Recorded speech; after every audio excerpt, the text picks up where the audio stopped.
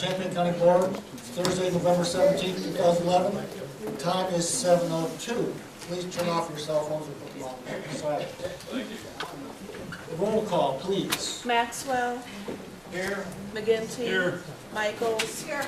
Mosher. Here. Nudo. O'Connor. Here. Petrie. Yes, here. Quisenberry. Here. Richards. Here. Rosales. Here. Schrader. Here. Alex. Here. Ammons. Here. Anderson. Here. Benzel. Here. Bergson. Here. Betts. Here. Carter. Here. Cowart. Present. Esri. Here. Holderfield. Here. James. Here. Jay. Here. Jones. Here. Kurtz. Here. Langenheim. Here. Weibel. Here, we have a quorum. Tonight's prayer is by George Washington. Presented on the 3rd day of October in 1789 in the city of New York. At the same time, we actually recommended that the citizens adopt a day of Thanksgiving as the 26th of November. This is not official, but informally. I'm going to read a portion of that. And also that we may then unite in most humbling offering our prayers and supplications to the great Lord and ruler of nations, and beseech him to pardon our national and other transgressions, to enable us all, whether in public or private stations, to perform our several and relative duties properly and punctually, to render our national government a blessing to all people, by constantly being a government of wise, just, and constitutional laws, discreetly and faithfully executed and obeyed, to protect and guide our sovereigns and nations, especially such as have shown kindness unto us, and to bless them with good government, peace, and concord, to promote the knowledge and practice of true religion and virtue, and the increase of science among us and them, and generally to grant unto all mankind such a degree of temporal prosperity as he alone knows to be best. Pledge of allegiance. Pledge allegiance to the flag of the United States of America and to the republic for which it stands, one nation, under God, indivisible, with liberty and justice for all.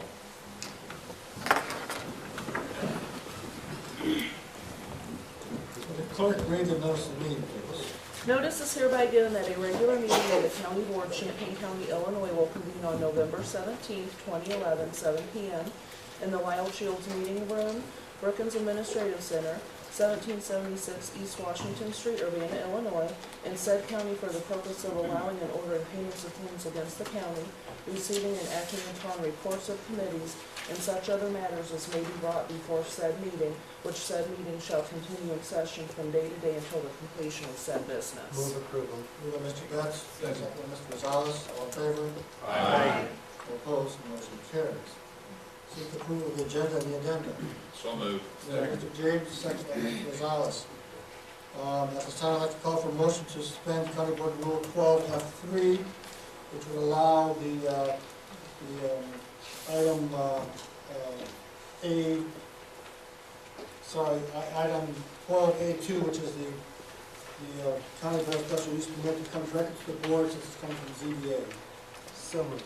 Moved by Mr. Betts. Second. Second by Ms. Bergson. Discussion. All in favor? Aye. All opposed? Motion carries. In addition, Mr. Hall has informed me it's best that we switch around items 12A1 and A2, which are ELUC. We would do the wind, basically wind farm would be first, followed by the special use permit. And also, I've been informed that our labor agreement is not ready with the nurses at the nursing home, so we will pull that from the agenda. Anything else? All in favor? Aye. All opposed? Passes enthusiastically. The date and time of our next regular meeting on Tuesday, December 6, 2011 at 6 p.m. in this room is the Committee of the Whole for Highway Transportation, Transit Service, and Traffic Boundaries. I should say these are planned meetings. It's possible we may try to consolidate meetings in December if possible. Also, there's one plan for December 13th at 6 p.m. for Finance, Policy, Personal Appointments, and Justice and Social Services. And the regular county board meeting next month is on December 20th at 7 p.m. in this room. Okay, the consent agenda. Are there any items which you wish to take off the agenda? Introduction, consent. Move by Mr. Beth, second by Mr. Leslie. I'll point out that ordinance number 893, which is on the consent agenda, there's some minor changes that were made, very insignificant. Just copy of your desk.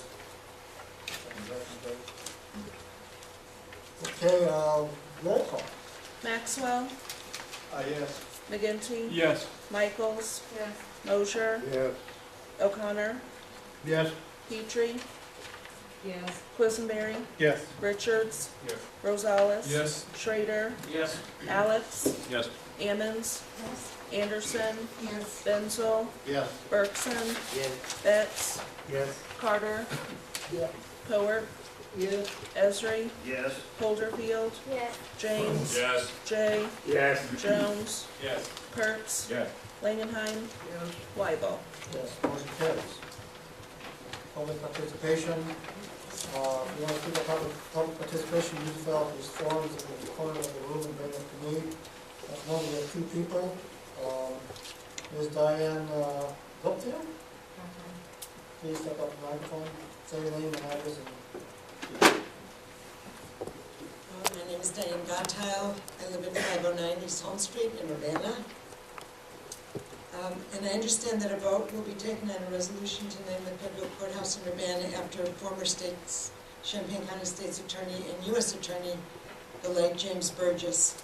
I read too that some have raised the question of why the courthouse should be named for James Burgess, given that there are several others for whom the building might be named, who themselves have had remarkable careers.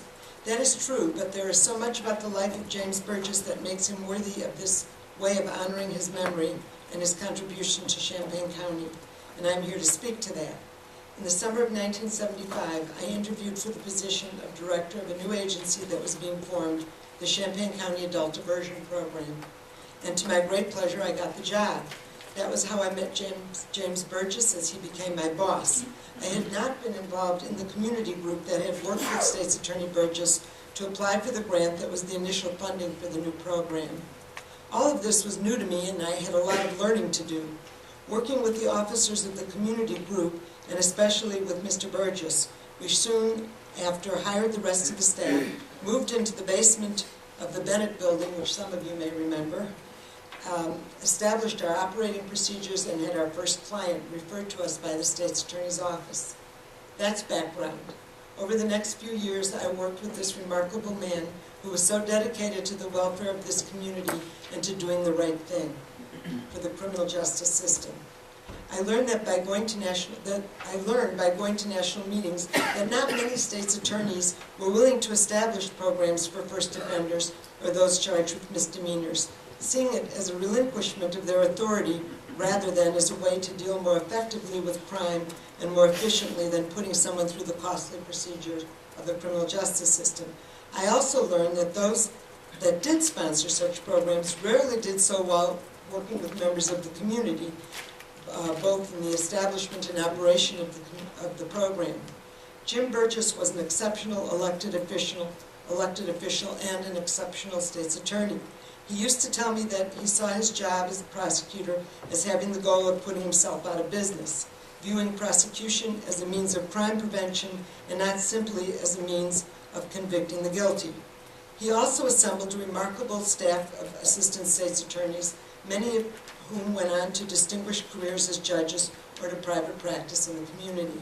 And of course, he himself had a distinguished career in the military service and went to law school only after retiring, a remarkable thing for anyone to do, but especially for an African-American man in the early days of the civil rights movement. So becoming the first African-American elected official in Champaign County was not his first accomplishment, but neither was it his last, for he went on to become an outstanding United States attorney.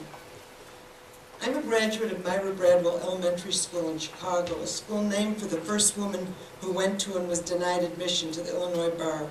I know a lot of my classmates, those that are still with us, and other graduates since then, would love to know that a courthouse was named for her. But the courthouse in Urbana should not be named for James Burgess because it is politically correct. It should be named for him because he was a great man and a great member of our community who worked for all of us, and I thank you for your time. Mr. Steve Burgess.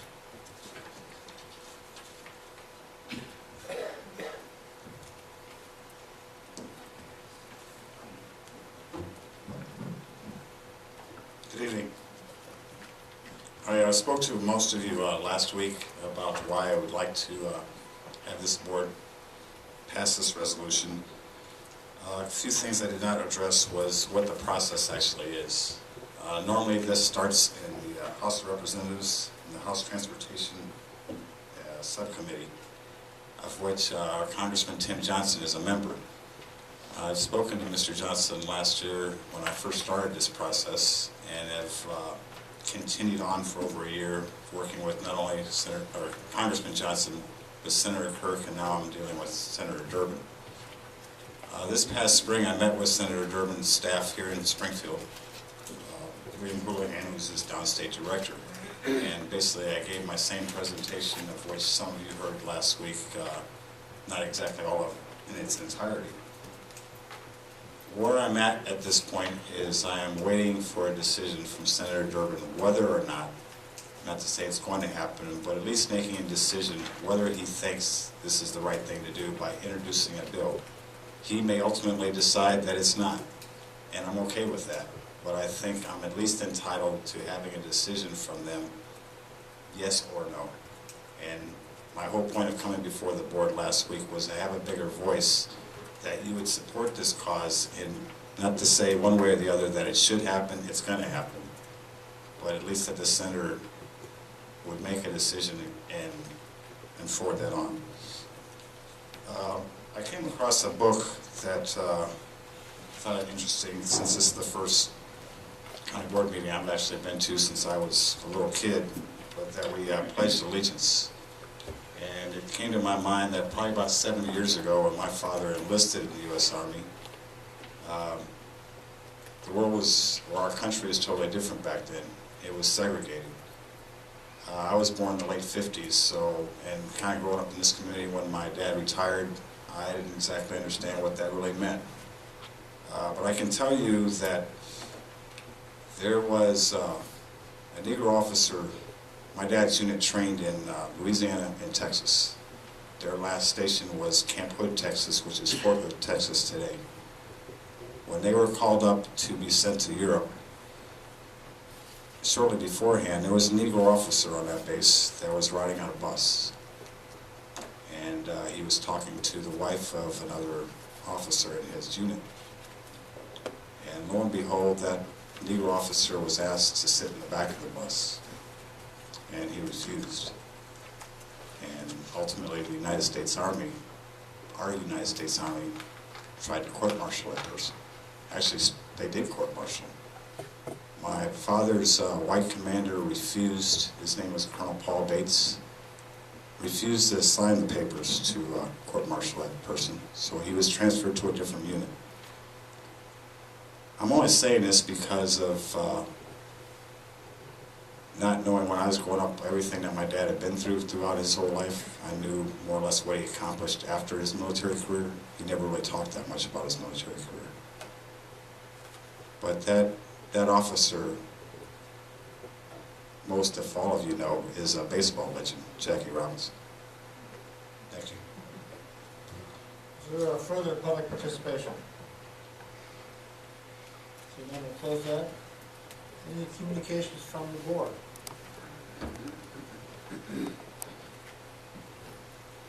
Okay. Seek approval of the minutes for October 20th, 2011. So moved. Moved by Mr. J, second by Ms. Ammons. Discussion? All in favor? Aye. All opposed? Motion carries. Next up, we have the District Attorney quarterly report.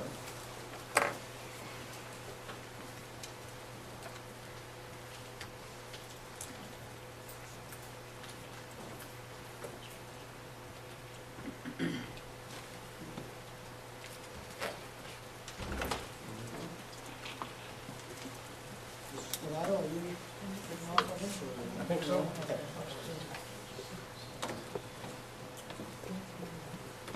Can you hear me okay? The first thing I'd like to do is introduce the new administrator for Champaign County Nursing Home, who's been on the job since October 31st. Chuck Schutte, would you please stand up and be recognized? If you see him around town, he's one of the good guys. And we're glad to have him. He comes to us from his chief nursing officer position at St. Anthony's Hospital in Effingham. He's moved here and brings a very strong clinical background to us. We couldn't be more pleased to have him here. So, Chuck, thanks for joining us tonight. What I'd like to do in tonight's report is take a little different format than what we've had in the past, and I'm going to get right into it and try to leave time for questions. Let's see if I get this right. Okay. For those of you who might be new to this report, we're looking at the same definitions as we have in the past, and no change there. Looking at our current position,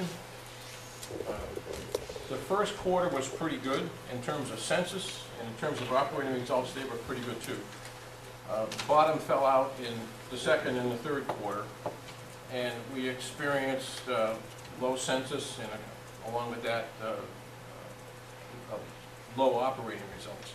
Census has rebounded in September and October. We closed October right at 195, and our goal is 195. And as I'm speaking to you tonight, our census is 204, with the possibility of hitting 207 tomorrow. But at any rate, it's, for the last couple of months, it's been up. The Medicare census and its revenues are still low. To make matters worse, there were some program changes to Medicare on October 1st. That's the 10-1 you see on the slide there, which resulted in rate cuts to Champaign County in certain Medicare groupings of ranging from 13 to 20%. So we're going to feel that.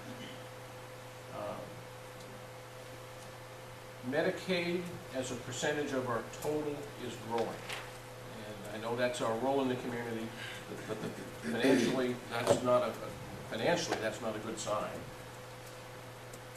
We're now in the midst of a Medicaid payment slowdown from the state. We've passed 120 days. When we went into this slowdown, I don't think any of us expected to get paid quickly. People were saying, well, after 120 days, we're going to start to see payments. We started initially thinking that payments, if we were lucky, would resume at 180 days. We're not so sure. If that happens, great. We are expecting 2012 to be worse as the state's obligations increase. Now,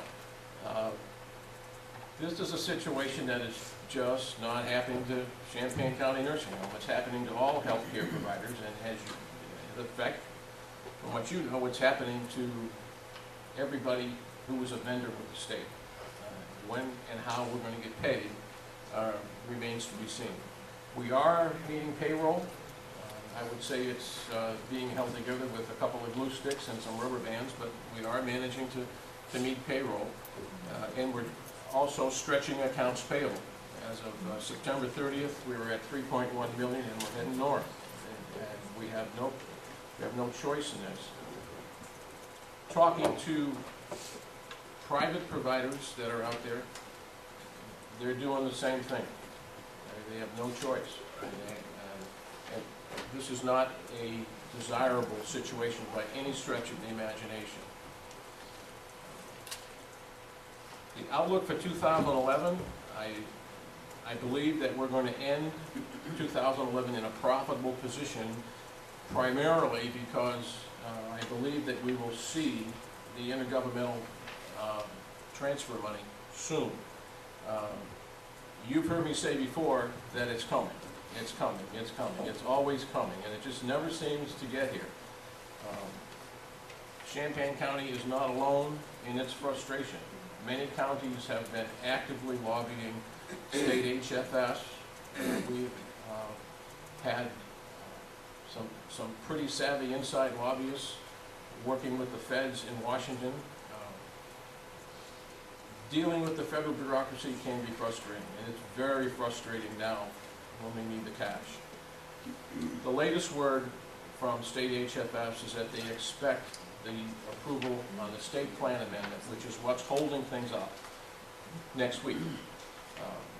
The counties, not just Champaign, but all counties, have received 5 quarters of retro remittance advices, which indicates that HFS is gearing up to pay. And I think the silver lining on that comment is that they wouldn't go through this razzmatazz if they weren't going to set their system up to cut some checks. So I'm optimistic that we will get that money by the end of our fiscal year, which is November 30th. Don't quote me on it. Don't hold me to it. It's just the best guess right now. Our cash position as a result is weak. We just discussed it's a statewide problem. You can see that our Medicaid receivables as of November 30th are almost $1.3 million. Our private and our Medicare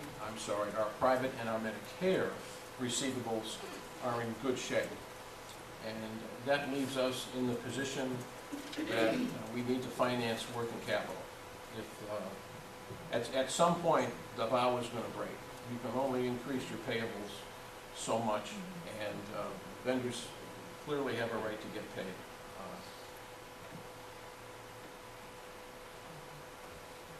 The preferred option that we would like to see play out is for the IGT to come through in November. If it's calculated for payment through September 30th, that puts about 2.3 cash into our hands. Now, technically, we're not going to get exactly 2.3. They're going to hold about 188,000 back, so 2.1, 2.15, somewhere around in there. Tax anticipation warrants have already cleared. That'll give us 850,000, and we are optimistic about borrowing under the revenue anticipation note provisions, and should give us another $1,275,000. With that, we're about $4.475 million in cash to the good. Now we got to spend it. And you can see to the left the vendors that are the top value payables that we have. And at the bottom here, $1,175,000, that's just a hodgepodge of 100 or so vendors. Everybody that didn't make the top 7 or 8 there is in $1,175,000. So if we're able to raise $4.475 million and pay the payables down, we're in decent shape at that point. And you can see that turns out we've got about $500,000 in cash remaining, and our payables are down to a little bit under $500,000. That's the plan. Something's bound to tweak it, something's bound to go wrong somewhere, but that's the plan that we're planning to go forward with. Like any business, we have to maintain our access to cash. If you talk to private facilities, they're financing their Medicaid receivables. And very few, except the largest corporations, have deep pockets that they can use to fund the Medicare payment shortfall. We have to keep the short-term financing going. We have incorporated the interest expense into our budget, and we know that in order to cover that cost, we're going to have to increase our operating revenue and primarily develop new revenues and services. Believe it or not, that's the shortest presentation on the nursing home on record, and I left time for questions. Questions, Ms. Petrie? Can you explain why you anticipate the state holding back some of the money that's owed to the nursing home? Can I explain? Are you talking about on the intergovernmental transfer side? Yeah. Okay, all right. No, I can't, but I can tell you what they told us. And there is, there's the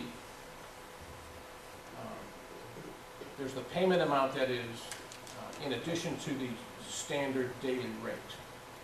And then there is an amount that is being withheld that is related to the reconciliation, the closing out of the old IGT program back in September 30th of 2009. So in your case, that calculates to $188,000. And we'll get that, but they're not saying when. And they're not saying why they're holding that out. They're saying, but there's no disagreement that we're aware of on how the calculations have been done or that they are going to take place. For some reason, they're saying when we send you the initial check, it's going to be short that 188. So basically, we're into like 2.1 million on that. Thank you. Mr. James? The revenue anticipation notes that you quoted up there, the amount, I know the state has to sign off on the agreement before anything would go forward, correct? No, No? no. On the revenue anticipation note, Yeah. no. The process, as I understand it, and we get this from your bond counsel, is that the state has to establish that the receivable is valid. So the way this works, and this has been going on for eons with the Medicaid reimbursement system, every Medicaid nursing home gets what's called a prepayment report. And that prepayment report states the amount of the obligation that you should be expected, that the state is going to pay. In your case, it's an average of $300,000 a month. So we'll use that in our discussion. So right now, we're sitting on prepayment reports for July, August, and September. We haven't got October yet. So that's like $900,000 that's been certified by the state as valid, that's going to be paid. You can take those prepayment reports and use them as the basis to issue the revenue anticipation note. You as the county board passed the authorizing resolution, which is on your agenda tonight, and then you issue bids, and it's like a tax anticipation warrant in the fact that you have to go out to the local banks or whomever you want and see what the traffic will bear. Okay, and let's say that the state, Mr. James, I'm concerned that we're talking about something that's on the agenda we can talk about later, so please consider your question. will he be here to answer some of those questions? Ms. Scott, you'll be here. I guess I'm going to be here. I would like to be. Okay, All right. thank you. Mr. Richards? Mr. Scavato, are you anticipating another problem with declining census over the holidays like we've had in the past? It's traditional, yes, sure. And that's built into our planning. I hope that the state doesn't take a holiday over the holidays as well, to make matters worse. But yes, census normally goes down over the holidays. I mean, the way to counteract that is, it sounds sick, but hope for a heavy flu season. Any other questions? All right, thank you very much. All right, see you later.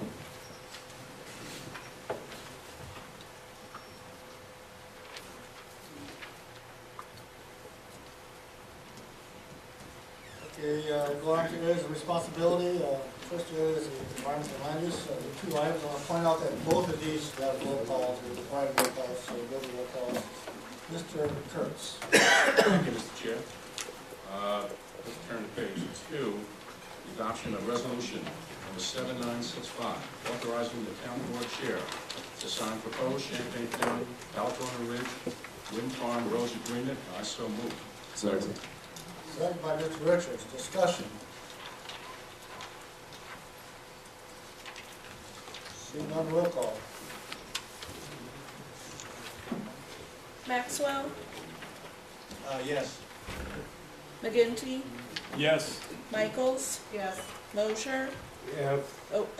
O'Connor, Yes. Petrie, Yes.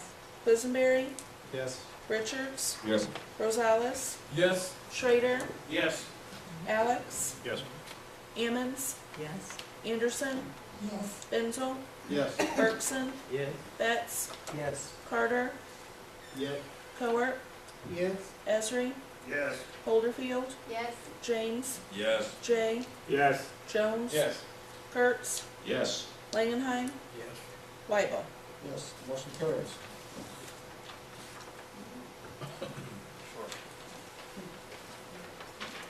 Page 1. Table 8-2. Adoption of resolution number 7966, County Board Special Use Permit, case 696-S-11, as California Ridge Wind Farm, and I so move. Second. Second by Mr. Schroeder. Discussion. Mr. Alex. Is the zoning administrator still here? Oh, there you are. One of the issues that was discussed at the committee of the whole meeting when we remanded this to the ZBA was concerns over the consistency of the record established by the ZBA in terms of its usefulness going forward. Do you believe that the ZBA has addressed those issues to your satisfaction? Yeah, the new findings are all 100% consistent. Thank you. Other discussion?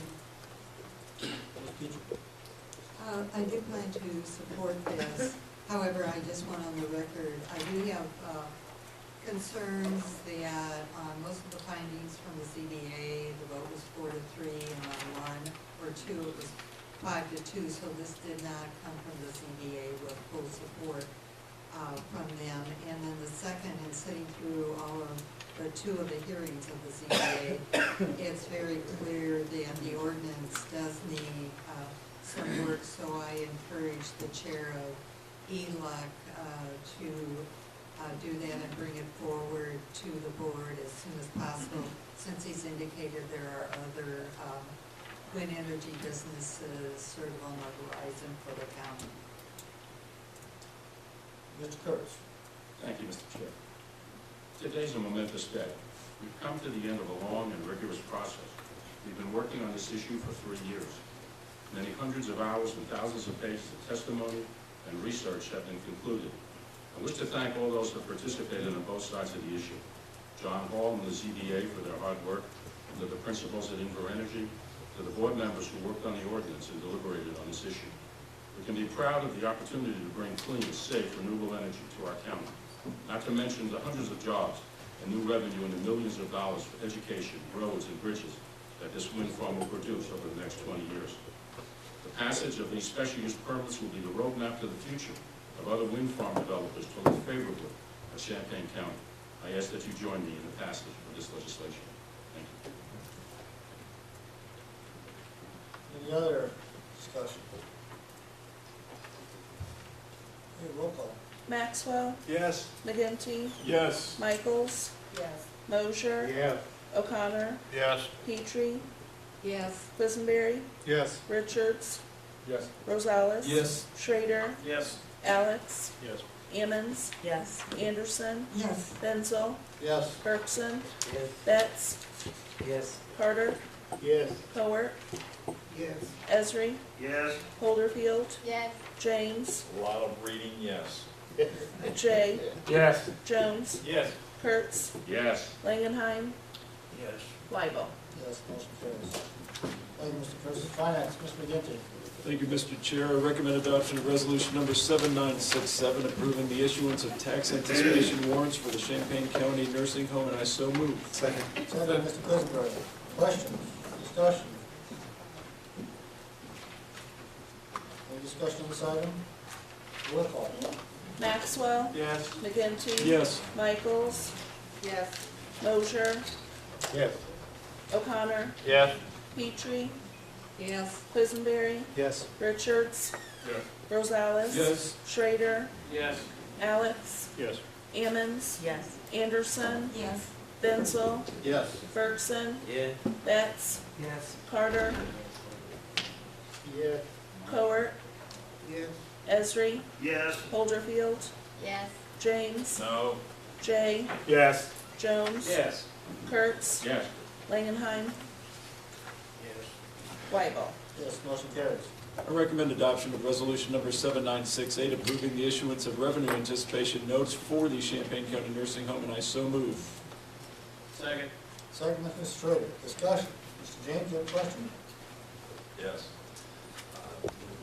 My question would follow up to that. If the state Louder, doesn't, Mr. Trump, you want?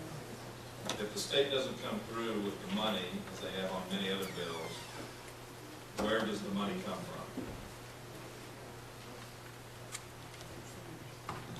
And how does the interest get paid, which will be charged on this money? We'll have to pay for the interest from the nursing home. If the state doesn't pay, I mean, you know, last one out gets the lights. I mean, I don't want to go there, but you know the situation as well as I do. If the state doesn't pay, who's got the money? I can't answer that question for you because I don't think you've got the money. And we're looking at this from the standpoint of, can we set this up like a line of credit and pay it back over time? If the state doesn't pay it, we got to keep rolling it over and keep paying interest expense. I guess my question would be also with Deb, does it then become a liability out of general corporate or somewhere? No. Not the way the revenue anticipation note resolution you have at your desk tonight is written. No. It's not, I agree. In our reading of the Revenue Anticipation Act, the resolution as well, it's not an obligation of the county. I guess I just have a problem that we're going out ahead with tax anticipation warrants, and then now we're gonna go with this money, and we're just digging a hole, I think, hoping that we're gonna get money, but even once we get it, we're still a year out ahead on taxes. I mean, the way the state's been going, and I go back to the regional superintendents and everything else, and they're playing with the money, I just think that we need to take a good hard look. I know that everybody thinks we need to fix this, but we're not fixing it. We're putting a burden on everybody in this county. Well, I don't know how to answer your question and give you an answer that you want to hear. I don't think I can do that. Well, it isn't what I want to hear. So It's that we have to sometimes, no matter how tough it is, we have to look at it and say, would any of us, anybody in this room go out and borrow more money to pay what you already owe? Knowing that the entity that you're expecting the money from is having a hard time paying their bills. I'm not telling you that it's without risk, but I am telling you, and I believe this to be the case, it's your most realistic option for getting short-term working capital into that facility. And I will tell you that other counties are other county homes are doing the same thing, or they're borrowing from the county, and private homes that don't have a deep pocket are looking at working capital loans from larger banks. We're not proposing anything to you that is heretical. Are we walking the plank? Come on, we're in an Illinois zip code. So, I mean, you know, for me to disagree with what your point is would be wrong. But you asked me to manage the nursing home, I'm doing it, and I don't know of a better option. And I'm going to stick to my guns here. I think if you're going to be serious about turning this place around, you need cash to get it going. This is your best option. Is that Mr. James? Yes, thank you. Mr. Langenheim? I'd like to ask Mr. James, Microphone, please. I would like to ask Mr. James a question. He's given us a very pertinent statement, a very pointed statement. I'd like to know what he would suggest we do about it. Mr. James, you can elect to answer that question or not. Well, Ralph, I would suggest, and since this has been brought up recently, I really haven't had a chance to sit down and brainstorm with everybody in this room. But I can't sit here tonight and say I have a solution, but I do not, in my heart of hearts, believe borrow more money to pay money you already owe is the solution. Mr. Alex? I want to sort of follow up on Mr. James' first question. In order for any sane bond issuer, bank, to issue these bonds, they're going to need to see some indication that the state thinks they're going to pay this, right? And my understanding is that there is some letter, either that we have or hope to have from the state, indicating that yes, these are actually legitimate receivables. Let me go back and clarify the process. But just as an opener, to the best of my knowledge, I think the state of Illinois is still rated by Moody's as A2, which is, you know, don't ask me why they have that rating, but that's a pretty good rating. And the process goes like this. You get a prepayment report every month. And so like, we received, we have July, August, and September. So roughly $300,000 a month, roughly $900,000 has been authorized by the state. They're saying that's a good number. So that's as close as the state is going to come to certifying a payment. According to your bond counsel, we can take that prepayment report and you can borrow against it. That's probably the letter that you're talking about, the certification of some sort. And that includes some or all, or some of the IGT money? Or Negative, not? negative. We're not talking any IGT Okay, money. this is just ongoing. This is Medicaid receivables from operations from July on, July 1st, 2001 on. Okay, thank you. That's where the confusion, I think, arose at the COW meeting, because there was some confusion, I think, on my part at least, over whether that was the state, committing to pay any or all of the IGT money. These warrants are only against Medicaid. Yeah, I'm not worried at all on the IGT money. What burns me on the IGT money is it's not here yet. But that's a separate, the IGT is related to Medicaid, but it's a separate transaction. So unless the state is lying, which of course they could never do. Not in this zip code.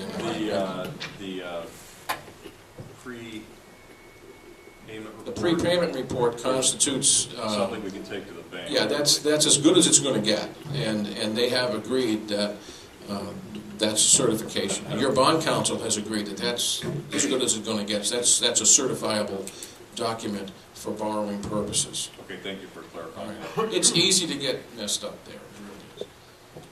Ms. Mike? I think in your presentation, you said the IGT money is 180 days past due. No. How many Oh, days no, the past due is IGT that? money is a couple of years past due. So we're still waiting on that. Oh, yeah. Ms. Adams? I just want to ask if this contract that we got tonight, did this make it to committee? I was absent. I don't know. Finance committee.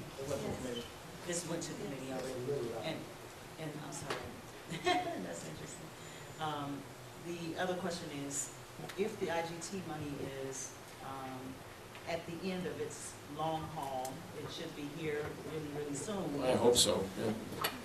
Is there any particular reason why we would not wait to see if that money comes through, and we already have tax anticipation warrants being issued to carry us over? Why would we issue these notes at this point, as opposed to waiting until those come? Okay, if you think about it in terms of your cash position, let's walk through it like this. You really don't have a cash position. You're so thin on cash that just getting payroll is a chore, and as a result, your payables build up, the amounts that you have to pay other people. So now the state doesn't pay you. Let's say the state doesn't pay you $300,000. Right now, we've got July, August, and September. We haven't been paid. So that's $900,000. You got $900,000 out here. And let's say you got $2 million coming in on the IGT. You get the IGT, automatically it's reduced by $900,000 because you had to take money from that you really didn't have, and you don't get the full bang for the buck out of the IGT because you're spending money. You're committing to money that you really don't have. So the state is, in a sense, the state is really stealing from you. So you are using the IGT money that you don't have to cover the Medicaid receivables. Does that make sense?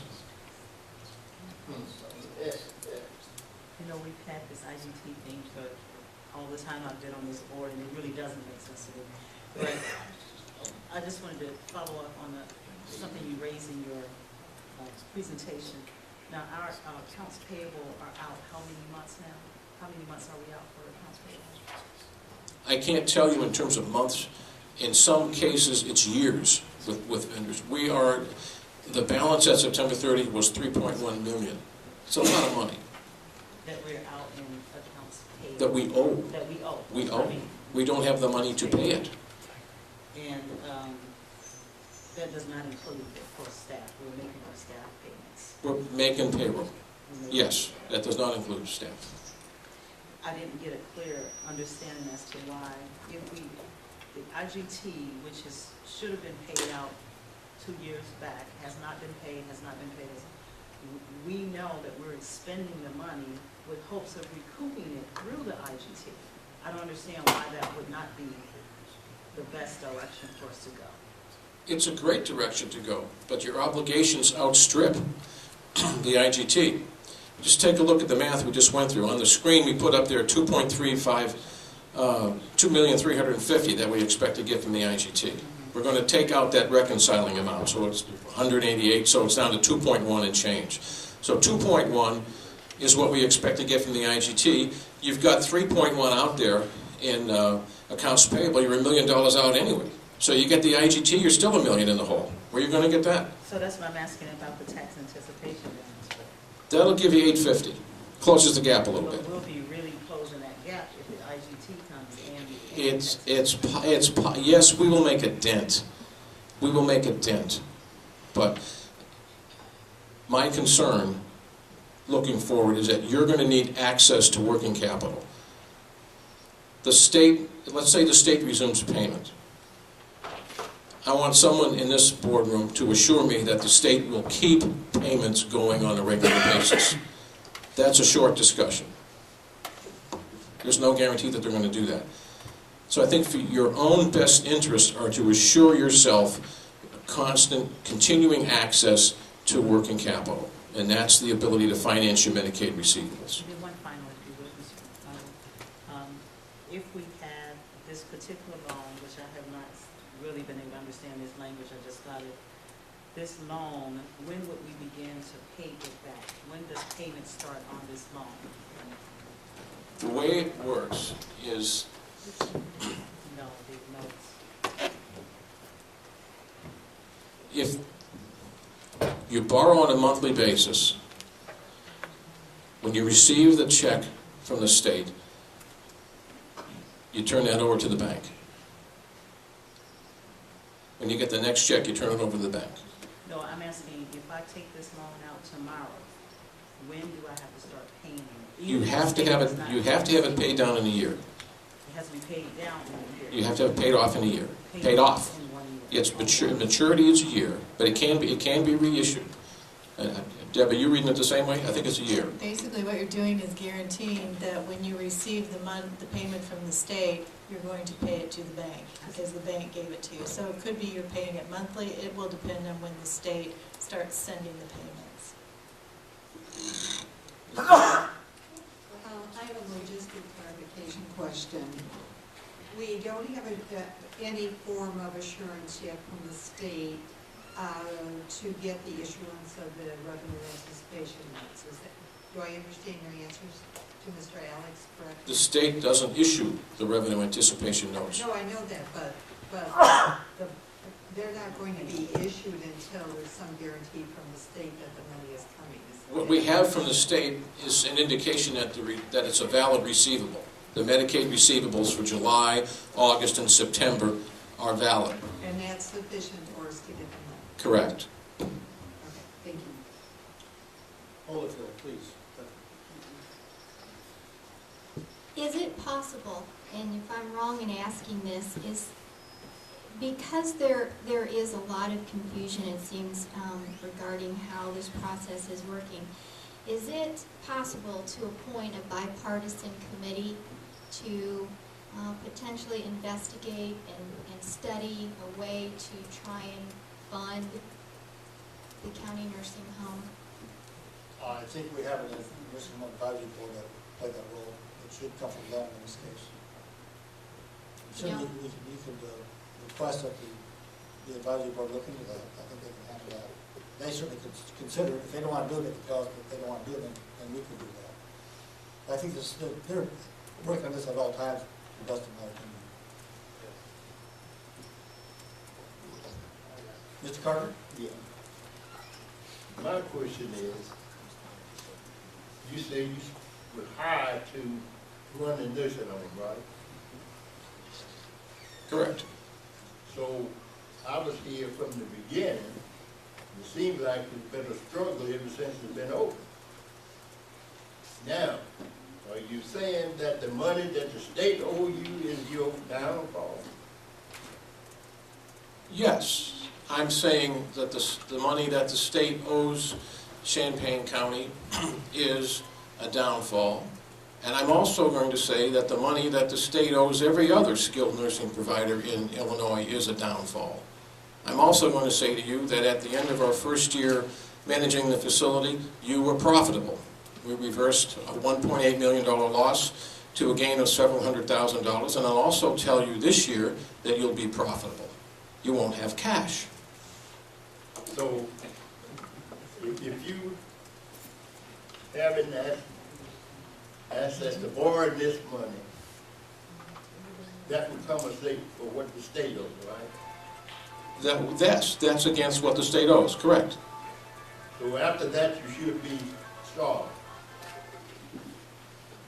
At some point, we're going to have to catch up, that's right. But you know what the problem is? You're always going to be behind. Because you're never going to catch up because the state is so far behind in payments. Well, I hope the state don't be behind all, the rest of its time on this earth. At some point, it's going to have to pay up its debt. You know, you're right about that, but I don't know any state in the nation that's current on Medicaid. Now, they're not all as bad as Illinois, but I don't know anybody that's current. Well, it hasn't been that way. Well, it's that way now. That's what we're dealing with now. Well, it used to pay its bills. I know that. Well, I've been here almost 20 years on this board, and I know good and well that the state has paid its bills. well, good luck with that, and in your trip to Springfield, come back with a big check. I think, it's a real tough problem. Well, I know the government. I'm not ashamed to ask them some questions, which I'm going to do. We could need all the help that we can get. Okay, so I'm gonna vote for this on the content that in the future, you're gonna show a problem. Right, okay, good deal. Because this has been a struggle since the nursing home been over. I think we done launched a couple loans? You have a couple of loans out there, yeah. Okay. Yeah, you've got yes, there's two anyway. Yeah. Well, how is that right now? Is that? Those are being paid back. You paid that back? They're not paid off, but they're being paid back. They not paid back? They're not paid back. They're in the sense that they're eliminated, but we're making regular debt service payments on them. Well, as a small business person, man, I wouldn't be able to borrow a nickel. I'm just being honest with you. Okay, that's fine. Now, and I hear you say, well, if some way this goes default, then to me, I think we own that property, right? You own the property. Yes, you own the property. Do you own the obligation? Legally, I don't think you own the obligation. Yeah, I know we do, because we said he had voted up $20 million to build it. I know we do. So, what are you saying? That's now, where are our safety net in all of this? On the long bonds of $20 million, you are on the hook for that. That is your obligation. Well, I think we met it too, didn't we? And more. So what I'm saying, I'm trying to get at, where is our safety net in all of this? That's what I'm trying to say.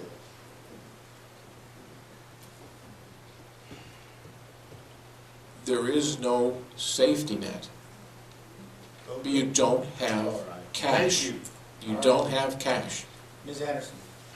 I guess I would just like to comment, I wonder why the state isn't paying the nursing home Sitting on the mental health board, every one of our agencies in this community are waiting for payments that go back.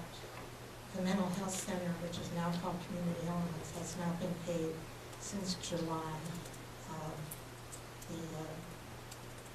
Not the pavilion, but the drug and alcohol abuse. They're all waiting for funds and they're all hurting. It's just a fact, and it makes it very difficult. Mr. Richards. Mr. Stavato, this is going to be issued on 3 months of expected revenue. Am I hearing that right? The revenue anticipation notes? Partially.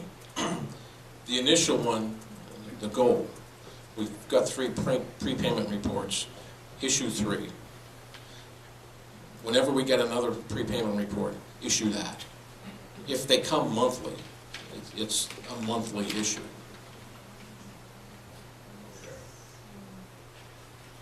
If I could just clarify, with this resolution tonight, you are authorizing the issuance of 12 months of these. And they will be issued as we receive the reports from the state that we're owed the money. Sure, because that actually leads into my second question. I was also going to ask, are we here authorizing this, or do we actually have a tangible offer that we're looking at? You are authorizing the issuance. After you approve this resolution, the treasurer will release bids to local banks to see if we have banks who will take on this obligation with us. We don't know for sure yet that we will have banks who will loan us the money based on the issuance that you're authorizing tonight. Quick follow-up, yeah, so I assume that the state gives us issues a monthly report, we do a monthly, or if they do them together, we just go up for whatever that amount is. Right, it will sort of depend on what is the best way to do it. Is it better to do 3 months at a time, or do the initial 3 months and then do it monthly after that? And that's something that the treasurer will work out with interested banks as he works through the process of getting responses to this issuance authorization. Okay, further questions or discussion? Okay, roll call. Maxwell, Yes. McGinty, Yes. Michaels, No. Mosher, No. Nudo, Yes. O'Connor, Yes. Petrie, Yes. Quisenberry, Yes. Richards, Yes. Rosales, Yes. Schrader, Yes. Alex, Yes. Ammons, No. Anderson, Yes. Benzel, Yes. Bergson, Yes. Betts, Yes. Carter, This is the fall. I'm gonna say no, I can't. Cowart, Esri, Yes. Holderfield, Yes. James, No. Jay, Yes. Jones, Yes. Kurtz, Yes. Langenheim, Yes. Weibel. Yes, motion carries. Item number 3, I recommend adoption of resolution number 7948, approving the renewal of a loan from the general corporate fund to the Champaign County Nursing Home, and I so move. Second. Second by Mr. Langenheim, discussion. Mr. Cole, do you have a question? Yeah, this renewal is we renewing the loan by giving them more money. No, it's renewing, the previous loan that was not paid back, it had a year term on it. So we are saying, okay, we'll give you another year to pay it back. That's what, $300,000? $333,000. Further discussion? Roll call. Maxwell, Hold on. Ms. Adams? I'm sorry. I just really got to ask this really Go ahead. interesting question. If we can't get the $333,000 back to the general corps from this loan, how do we expect to pay another loan that's actually not guaranteed? I'm really low on the business financing, but I don't understand. You're going to repay the revenue anticipation notes with the funds from the state as they come in. You're going to repay the tax anticipation warrants with the property taxes when they come in next June and September. This is a loan that was made from the general corporate fund to the nursing home in 2008, and you're just renewing it. And you see it on the general corporate fund projection report every month, that we're showing carrying this Would loan. it be fair to say that this loan will be paid back from profits? Yes. Assume we I get mean, profits. the nursing, the county board approved a resolution earlier this year about repayment of this loan. The nursing home, shortly after that, was faced with what you heard about tonight. They made a commitment to pay $1,000 a month, but I think we're on their outstanding AP list at this point. We're not being paid $1,000 a month, but yeah, this loan would be repaid when the nursing home is operating at a profit. And so just to clarify, A lot of those. our tax anticipation warrants, we do this each year. Yes, this is the fourth year. Right, to cover debt, to make sure that we can continue the nursing home. Is that right? That's why we issue them in advance of the property tax. Right. And so we've not actually been able to over the last 4 years, get away from issuing tax anticipation loans because we didn't have the revenue to do so, and therefore this loan is still outstanding. That's correct. Okay, any other questions? Now let's do the roll call. Maxwell, Yes. McGinty, Yes. Michaels, Yes. Mosher, Yeah. Nudo, Yes. O'Connor, Yes. Petrie, Yes. Quisenberry, Yes. Richards, Yes. Rosales. Yes. Schrader, Yes. Alex. Yes. Ammons, Yes. Anderson, Yes. Benzel, Yes. Bergson, Yes. Betts, Yes. Carter, Yes. Coer, Esri, Yes. Holderfield, Yes. James, Yes. Jay, Yes. Jones, Yes. Kurtz, Yes. Langenheim, Yes. Weibel. Yes, motion carries. Item number 4, I recommend adoption of ordinance number 895 approving the fiscal year 2012 annual budget and appropriation, and I so move. Second. Second by Mr. James. Discussion.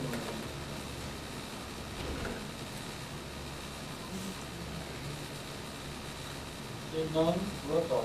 Maxwell, Yes. McGinty, Yes. Michaels, Yes. Mosher, Yeah. Nudo, Yes. O'Connor, Yes. Petrie, Yes. Quisenberry, Yes. Richards, Yes. Rosales, Yes. Schrader, Yes. Alex, Yes. Ammons, Yes. Anderson, Yes. Benzel, Yes. Bergson, Yes. Betts, Yes. Carter, Yes. Coer, Yes. Esri, Yes. Holderfield, Yes. James, Yes. Jay, Yes. Jones, Yes. Kurtz, Yes. Langenheim, Weibel. Yes, motion carries. I recommend adoption of ordinance number 894 approving the fiscal year 2012 annual tax levy, and I so move. Second. Second by Ms. Petrie. Discussion. Roll call. Maxwell, Yes. McGinty, Yes. Michaels, Yes. Mosher, Yes. Nudo, Yes. O'Connor, Yes. Petrie, Yes. Quisenberry, Yes. Richards, Yes. Rosales, Yes. Schrader, Yes. Alex, Yes. Ammons, Yes. Anderson, Yes. Benzel, Yes. Bergson, Yes. Betts, Yes. Carter, Yes. Coer, Yes. Esri, Yes. Holderfield, Yes. James, Jay, Yes. Jones, Yes. Kurtz, Yes. Langenheim, Weibel. Yes, motion carries.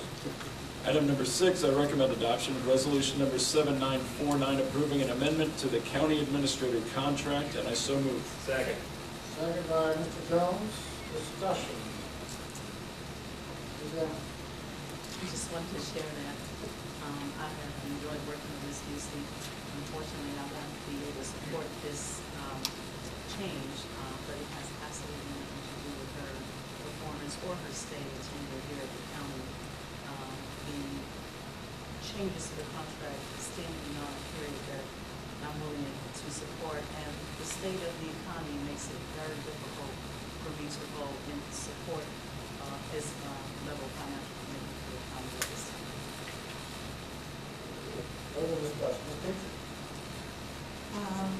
Yes, Alexis, my comments have nothing to do with Ms. Busey or the job that she's been doing for the county as the principal of this. I was very vocal when Unit 4 twice extended the next superintendent's contract just before a new board was elected, and this is a very parallel situation, and it's the principle of obligating a new board to a contract that is my trouble, not anything related to Ms. Busey. Mr. Bells. I promised myself I wasn't going to speak on this issue, but I can't even say it. We have 1 full year before we have a new board that was sworn in December 2012. The idea that somehow we should hire administrators that serve no more than 2 years strikes me as just a little bit out there. We would never be able to recruit in a serious national environment and ask someone to make a commitment potentially to 2,000 miles away to this community where you were just going to make a commitment from one election to the other regarding the administrator. It doesn't work in public schools, it doesn't work with city managers, it does not work with professionals in general. It wouldn't work for tenured faculty in the tenure process. They don't just come for 1 year unless they're an adjunct of some sort. So I have problems with the analysis that we cannot bind the next board. We bind the next board on all sorts of issues. The supervisor of assessments has a long term. We bind future boards with that position. Our highway engineer, we bind future boards with that contract, which is a very long contract. So I don't support the notion that we cannot have a fairly long contract here. I would point out the last 2 years are optional. It's up to Ms. Busey whether she wants to stay or not.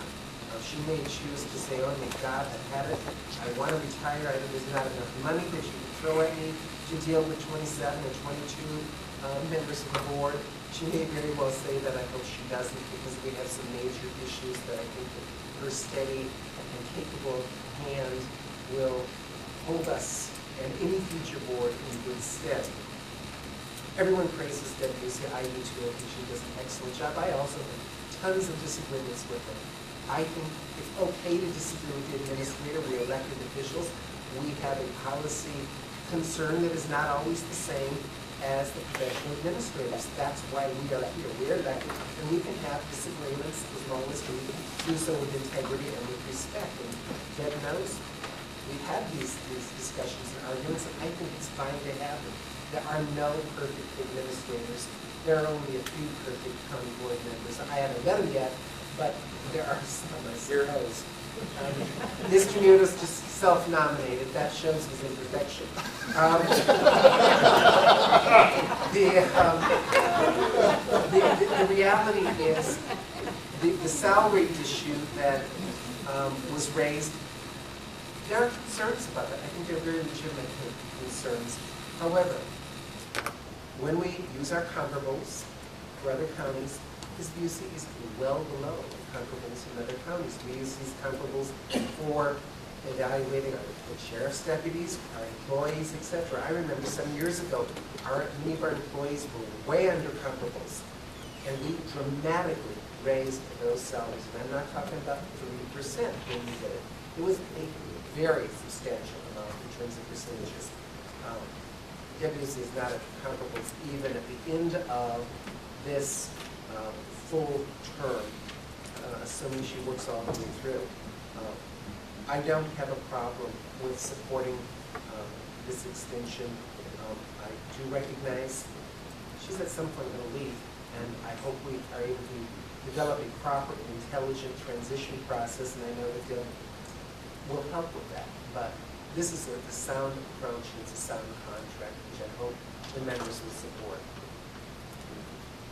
Wasn't very long ago, we had co-administrators that were making way more money when you put the two salaries together than the deputy. making now, and she's doing the work that two people used to do with less help. I don't know how you get a better recommendation. Ms. Bergson? In my short experience, it's my impression that Deb is sort of way out of our class, and I don't know how she found herself in the hinterlands. But I think we ought to hang on to her as long as we can while we've got the big stuff coming up. Mr. Lighthand? Ms. Michaels? I agree with increases and stuff. I might not be very much in agreement in the way it's put together, but certainly well deserved. Further discussion? Okay, all in favor? Aye. All opposed? Aye. Motion carries. I recommend adoption of resolution number 7964, purchase is not following purchasing policy, and I so move. Second by Mr. Lighthand. Discussion. You have a copy of the latest version on your desk. There's one item that was added, that's the, under no purchase order issue for the general justice systems. Ms. Lambert, you have a question? Just want to ask the county clerk, since he's here, why the purchase for Ford City of $22,000 did not follow the purchasing policy? You want the short explanation or the long explanation? Whichever one makes me understand. First of all, I apologize for not being at the committee meeting. The replacement of the county clerk van is a priority that we had identified in the office almost immediately upon my taking the office. The previous vehicle had deteriorated to a point that the last time that we used it for a public event, and we use it for a lot of promotional events, the last time we used it for a public event, a News Gazette reporter took a picture of it and posted it to a social media site, poking fun at the van.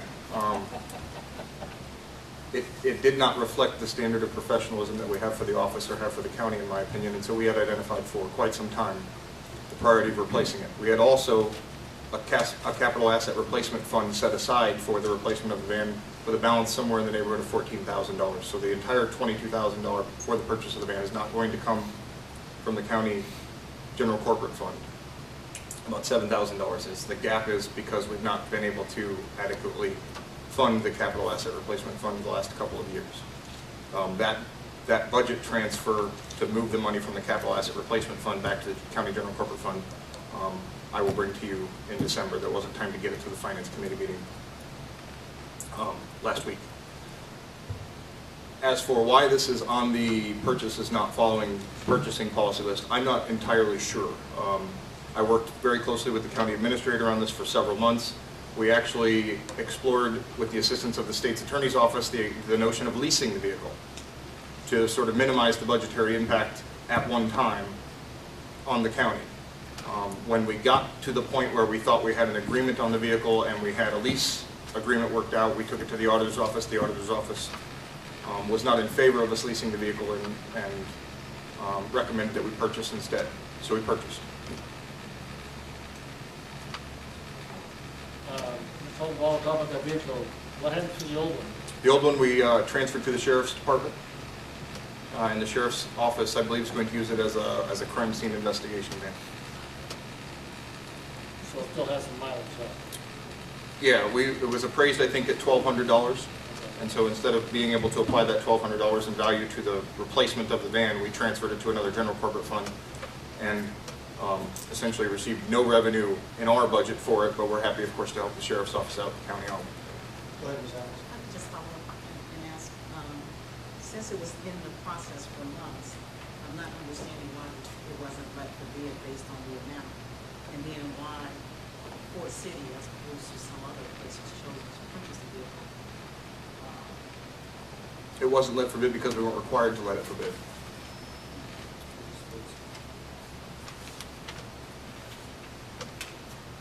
Mr. Ellis, you have a question?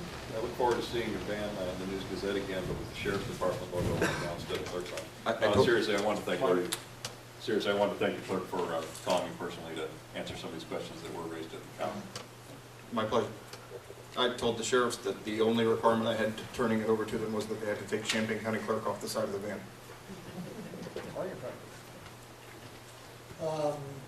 Any other questions? Okay, all in favor? Aye. All opposed? Aye. Motion carries. I recommend adoption of resolution number 7947, payment of claims authorization, and I so move. Second by Mr. Gonzalez. Discussion. All in favor? Aye. All opposed? Motion carries. From the addendum, I recommend adoption of resolution number 7972, committing solid waste management fund resources, and I so move. Second. Second by Mr. Kurtz. Discussion.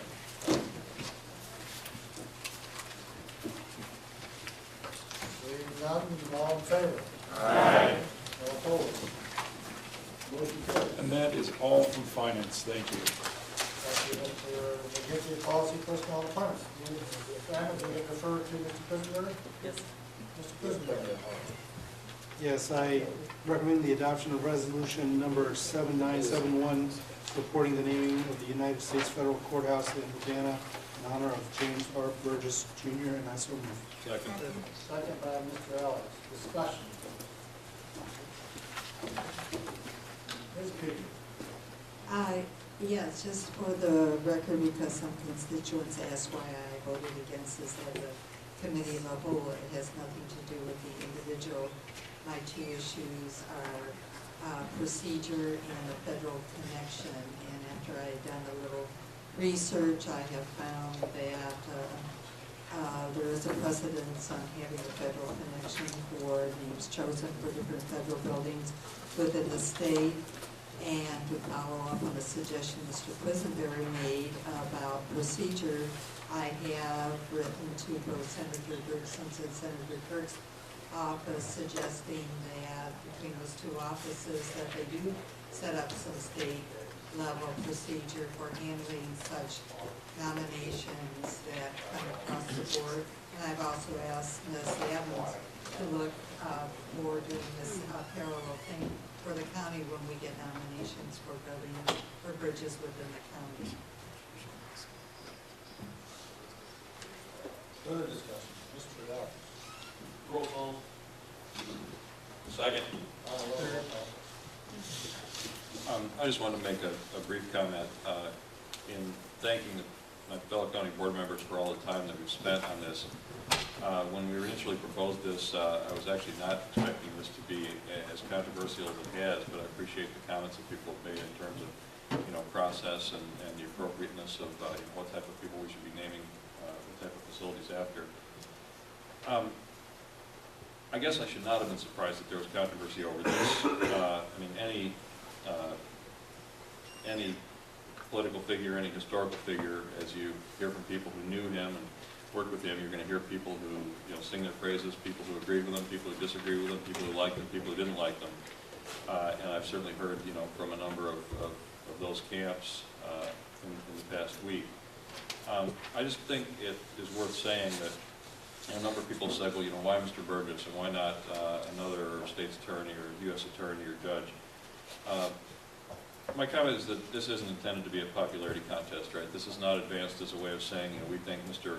Burgess was a more worthy state's attorney or a more worthy U.S. attorney than, or a more worthy soldier than many others who've held those positions. The reason that I support this is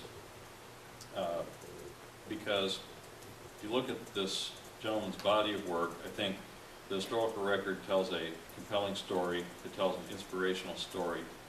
And, rather than getting bogged down into, I like the guy, I didn't like the guy, I think this is a situation where we have an opportunity to recognize someone who distinguished himself in war, distinguished himself in the military during peacetime, distinguished himself as a trailblazer in becoming elected a state's attorney, first African-American state's attorney in Champaign County, who was appointed as the United States attorney and has, from a historical standpoint, a long and impressive record. And I do think that it's appropriate that we advance this recommendation, and I would certainly point out that the ultimate decision on whether this is appropriate, whether there is someone more worthy, whether our recommendation is something that that should in the end be done, is going to come down to our representatives in Washington. But I think it's appropriate for us to make this recommendation, and I hope that they will consider it. Any question? People keep talking about a federal connection, and here's why I think there needs to be a proper procedure.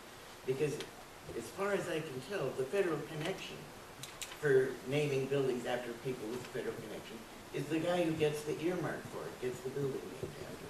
And I think we need to have a procedure for naming the buildings that's a little better than that. I don't think it needs a federal connection, but I think we need a better procedure than Wait. Mr. Carter? Yeah. I share your same views, and I just can't see how we can do something this great of important. This is very important. That building over there should symbolize truly an unspeakable judgment. And I don't have anything against Mr. Burgess, but the process we are doing it in is just not right. I think there's a whole lot of people in the community would like to told me how they felt about it as I represent those people. And I'm not even having that chance, and some of the rest of us don't have that chance to do that. So I'm just surprised at the way this was presented to this board. And it's hard for me to make a decision. I'm gonna tell you. Mr. Bass? Naming buildings is never fun. There's no perfect process. I've been involved in my years on the county board in suggesting names of rooms.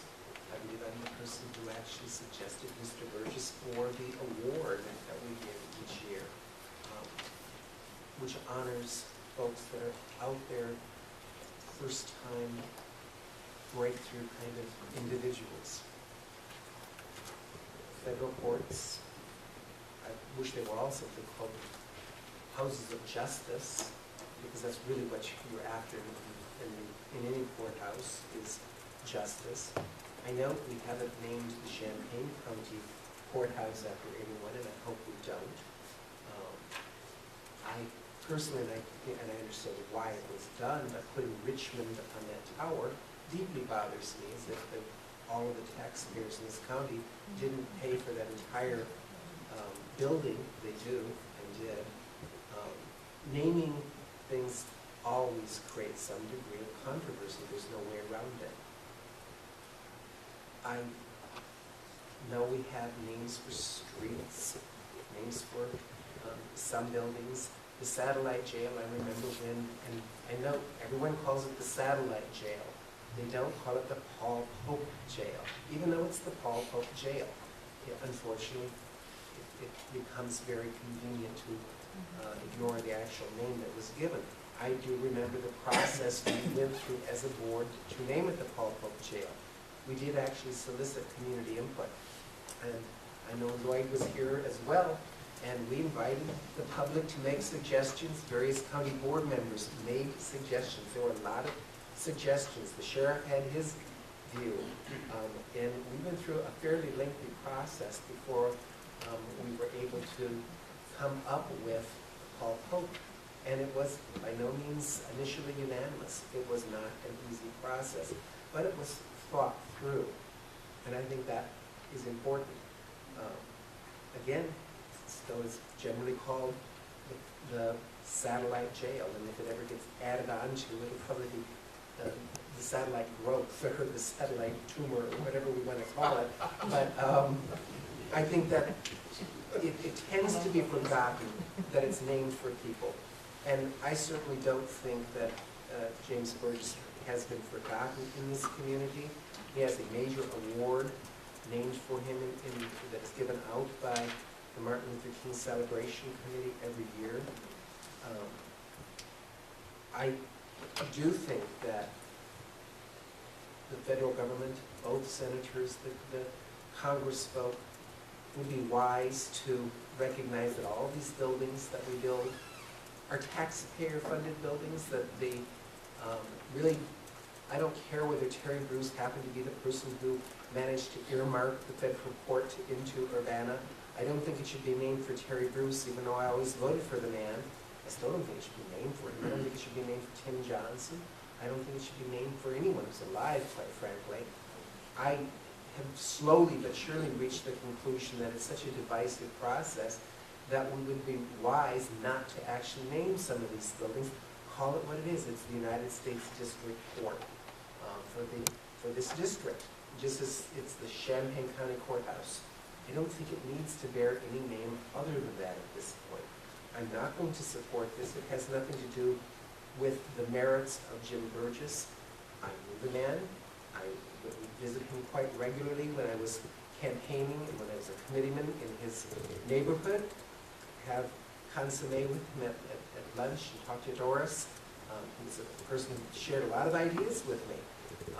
Some I did not agree with, some I did. He was a person who was very, very concerned about how campaigns were actually funded. He told me, you got to decide when you're running for office, what is the amount of money you're ever going to accept as a campaign contribution?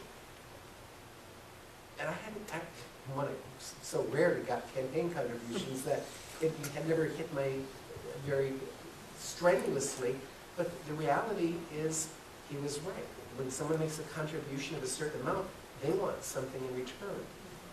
He was an educator on those type of issues. He understood campaigns, that if someone was going to give a $1,000 contribution for a purely local office, they usually had something they were after. He had some wisdom, some very real practical wisdom, so I respect where he came from on purely political issues. He was a very, very staunch Democrat. I respected him for being a Democrat, even though we had some disagreements on issues. I did not work with him as state's attorney. I wasn't in this community. All I know is the legends, and legends are just that. There are people who have good feelings about the legend, bad feelings about the legend. It's a grab bag because we don't produce perfect people. As much as people admire Abraham Lincoln, he wasn't perfect. We don't produce perfect people. We are all flawed, except Mr. Nudo. But I can't support this, not because it's Mr. Burgess, but this is not the right process. Mr. James. Well, I sort of look at it, we're just basically passing a resolution in support if we want to support it.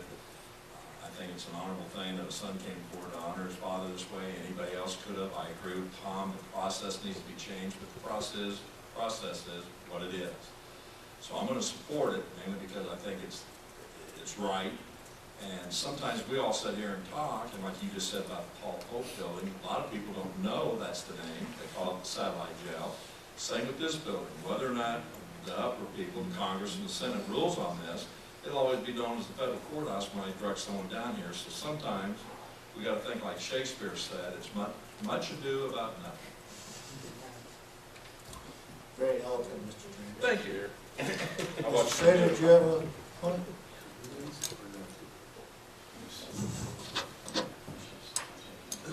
Thank you. I'll try to be brief. I want to thank Mr. Quisenberry, Mr. Alex for bringing this, and Mr. Burgess, Steve Burgess for bringing this. Because, let's face it, as a Republican, I didn't know Mr. Burgess, and I don't know his story.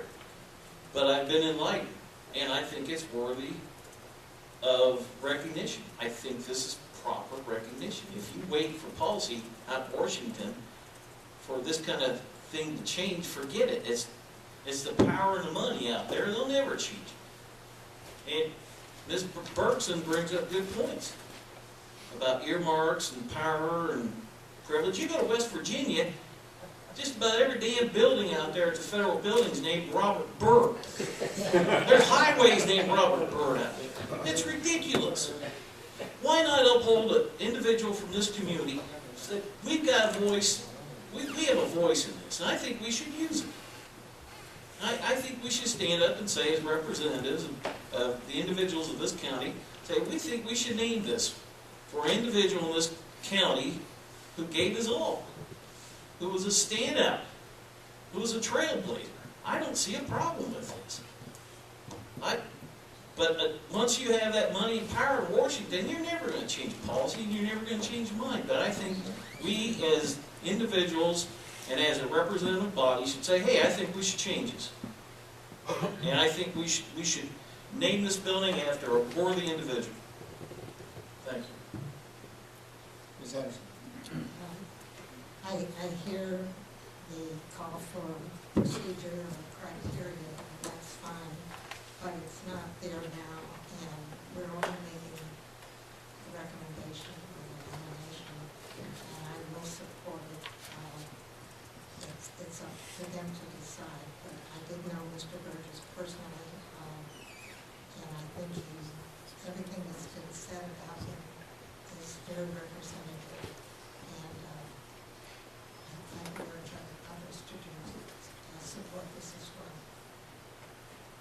Mr. Christopher? Thank you. Whenever I hear someone talk about their experience with James Burgess, as Tom just did, and Jan, I become more and more convinced that this is a good idea.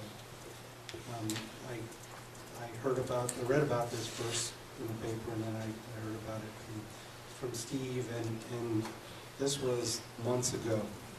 And at that time, I started talking to people, asking them about this. And everywhere I went and talked to individuals who had a personal experience with Mr. Burgess, kept driving me to be more interested in pursuing it further. And, tonight we had a public speaker who talked about their experience in yet another way that I had not completely understood in the conversations I've had.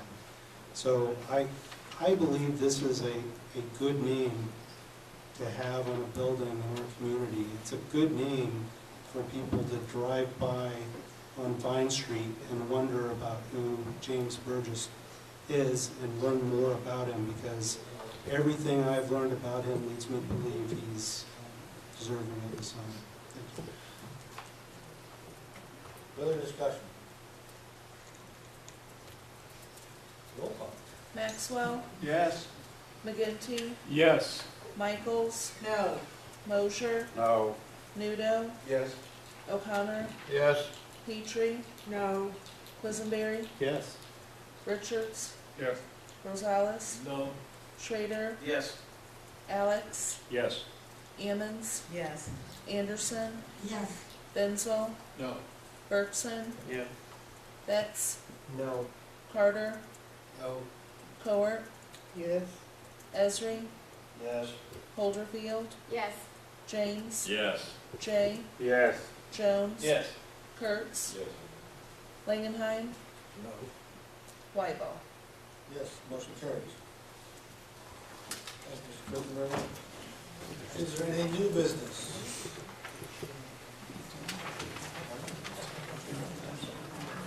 Mr. Dick, do you have something for new business? Oh, the closed session, thank you.